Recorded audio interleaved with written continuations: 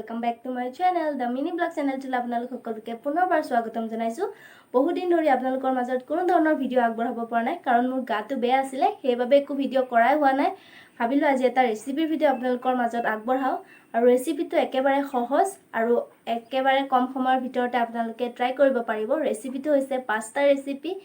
একদম সিম্পল ভাবে বনোৱা হৈছে ৰেচিপিটো আৰম্ভ কৰাৰ আগতে সদায় কোৱাৰ দৰে আপোনালোকক কৈ থও যদি আপুনি মোৰ চেনেলটো প্ৰথমবাৰ বাবে চাইছে তেনেহলে সাবস্ক্ৰাইব কৰি দিব আৰু ওচৰত থকা বেল আইকনটো ক্লিক কৰি দিব যাতে মই দিয়া সকলোবোৰ ভিডিওৰ নটিফিকেশন আপোনালোকে সকলোতকৈ প্ৰথমতে পায়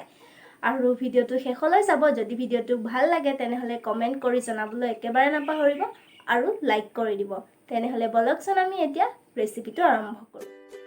সকলোতকৈ প্ৰথমতে আমি পাস্তাখিনি বইল কৰি লম আৰু বইল কৰোতে তাত আমি অকনমান নিমখ আৰু অকনমান তেল মিহলি কৰি বইল কৰিম আৰু 5 মিনিট সময় আমি এইখিনি বইল কৰি ললো ইয়াৰ পাস্তা বইল হৈ গল পাস্তা বনাবৰ বাবে প্ৰয়োজনীয় ভেজিটেবলছখিনি ৰেডি কৰি ললো আমি লৈছো পিয়াজখিনি সৰু সৰুকৈ কাটি লৈছো নহৰুখিনি ঠিক একেদৰে কাটি লৈছো আৰু এয়া হৈছে লেচেৰা বিলাহী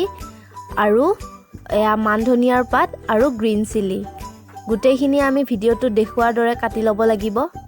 আৰু বলকচোন এতিয়া ৰান্ধিবলৈ আৰম্ভ কৰো তাৰ কাৰণে আমি কেৰাহী এটাত তেল অকন গৰম হ'বলৈ দিছো আৰু তেলখিনি গৰম হোৱাৰ পিছত তাতে আমি কাটি থোৱা পিয়াজখিনি নহৰু আৰু জলকীয়া গুটেইখিনি আমি মিহলাই দিছো আৰু এইখিনি আমি 2 মিনিট মান সময় ভাজি লৈছো আৰু এয়া দিছো লেচেৰা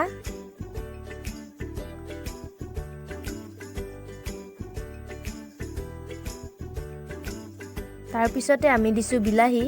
এই গুটেইখিনি যি সবজি আমি লৈছিলো সেই গুটেইখিনি আমি ইয়াতে তেলত দি ধুনিয়াকৈ ভাজি লৈছো আৰু সোৱাদ অনুসৰি আপোনালোকে ইয়াত নিমখ দিব আপোনালোকৰ যিটো সোৱাদ হয় তাৰ অনুসৰি দিব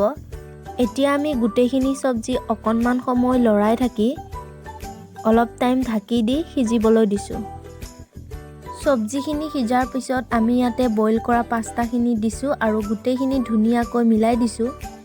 আৰু ইয়াতে আমি দিছো মেগি মছলা এটো পাস্তাৰ পেকেটতে আহিছিল এই মছলাটো ব্যৱহাৰ কৰিলে খুব ধুনিয়া সোৱাদ হয় আৰু ইয়াৰ স্মেলটো বহুত ধুনিয়া হয়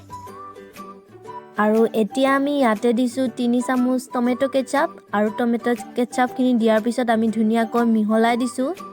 এয়া চাওক টমেটো কেচাপ দিয়াৰ লগে লগে পাস্তাখিনি ধুনিয়া সসি হৈ গৈছে আৰু ইয়াতে আমি পানী দিছো পানী দি অকনমান গুটেইখিনি লৰাই দিয়াৰ পিছত তাতে আমি দিছো মান ধনিয়াৰ পাত অকনমান টাইম লো ফ্লেমত ৰখাৰ পিছত পাস্তাখিনি ৰেডি হৈ গল এয়া দেখিছেনে ইমান ধুনিয়া সসি আৰু টেস্টি হৈছে